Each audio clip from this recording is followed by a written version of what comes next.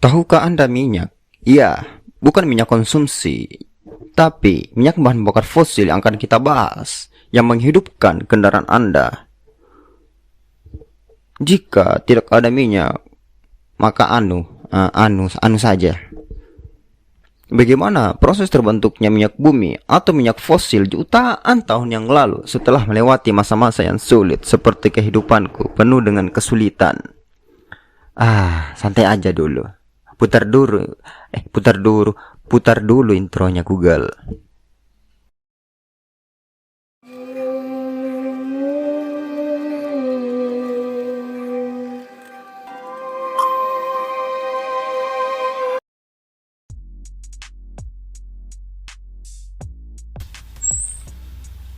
Tahukah kamu, bentuk kehidupan paling awal yang diketahui di muka bumi adalah kemungkinan fosil mikroorganisme yang ditemukan di endapan ventilasi hidrotermal.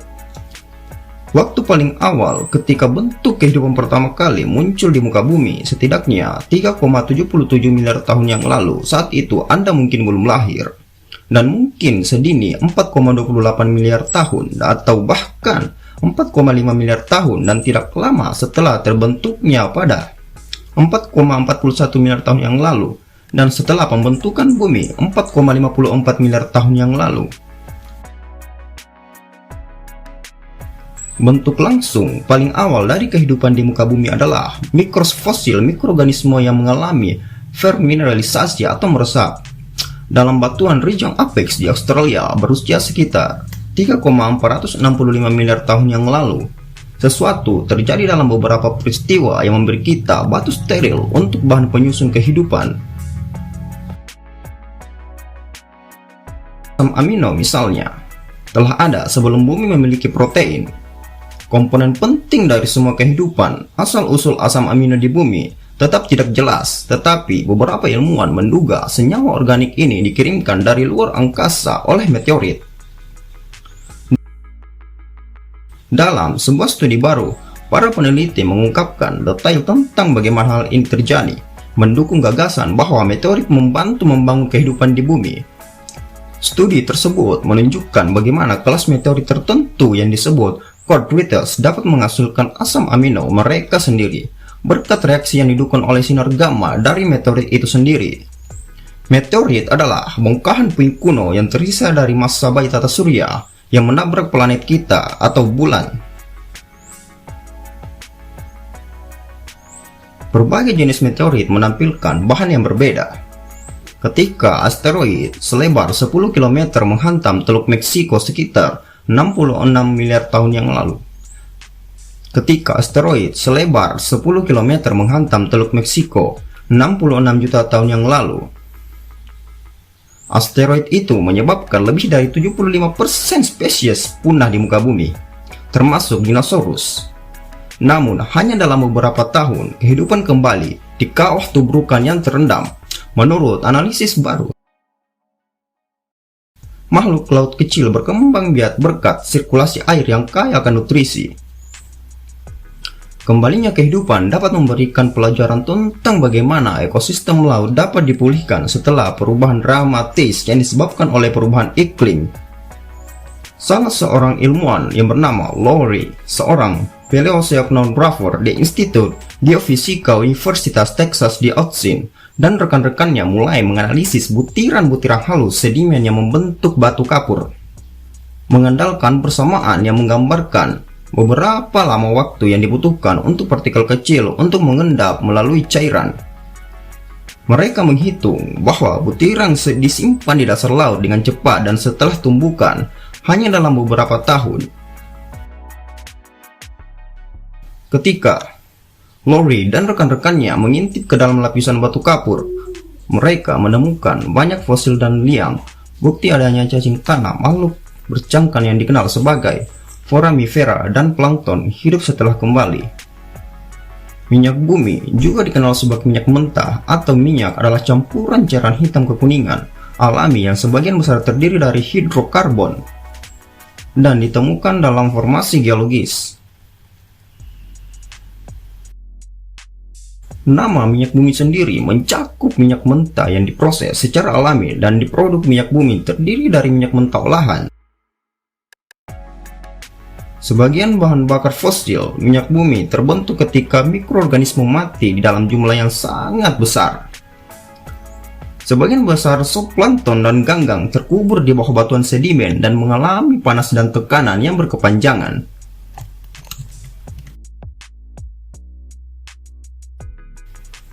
Minyak mentah yang telah diekstraksi selama seabad terakhir terbentuk jutaan tahun yang lalu.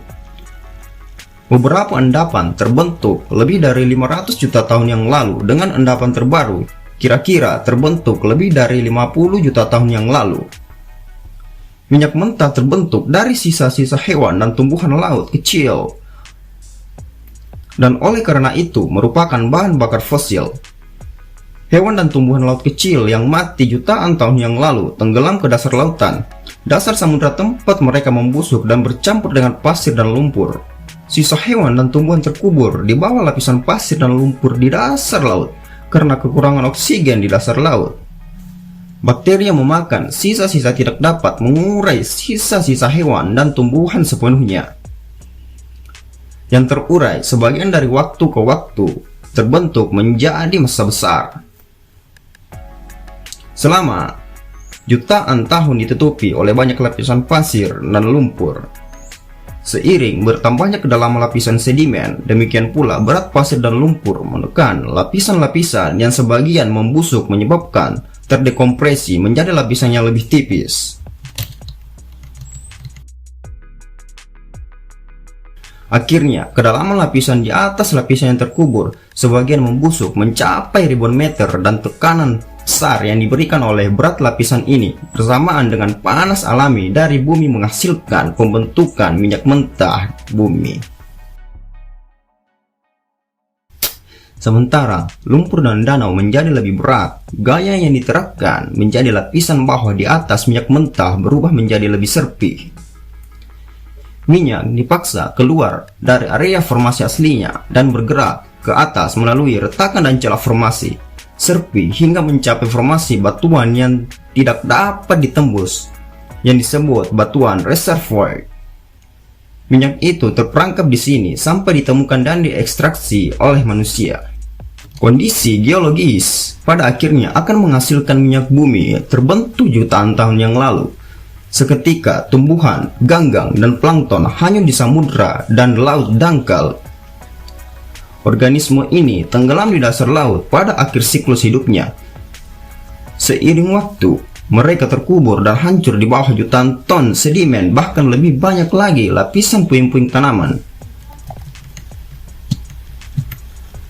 Akhir laut purba mengering dan cekungan kering tetap ada yang disebut cekungan sedimen. Jauh di bawah dasar cekungan, bahan organik terdekomposisi di antara mantel bumi dengan suhu yang sangat tinggi, bisa mencapai 5000 derajat Celcius, dan jutaan ton batuan dan sedimen di atasnya. Oksigen hampir sama sekali tidak ada dalam kondisi ini, dan bahan organik mulai berubah menjadi zat seperti lilin yang disebut karogen. Dengan lebih banyak panas, waktu, tekanan, dan karogen mengalami proses yang disebut katagenesis dan berubah menjadi hidrokarbon. Hidrokarbon hanyalah sebuah bahan kimia yang terdiri dari oksigen dan karbon. Hidrokarbon adalah bahan kimia yang terdiri dari hidrogen dan karbon. Kombinasi panas dan tekanan yang berada dapat menghasilkan berbagai bentuk hidrokarbon. Beberapa contoh adalah batu bara, gambut, dan gas alam. Cekungan sedimen tempat di dasar laut purba dulu berada merupakan sumber utama minyak bumi. Di Afrika, cekungan sedimen Delta Niger meliputi daerah Nigeria, Kamerun, dan Guinea Khatulistiwa. Lebih dari 500 cadangan minyak telah ditemukan di cekungan Delta Niger yang sangat besar dan merupakan salah satu ladang minyak paling produktif di Afrika. Jangan lupa like, komen, dan subscribe.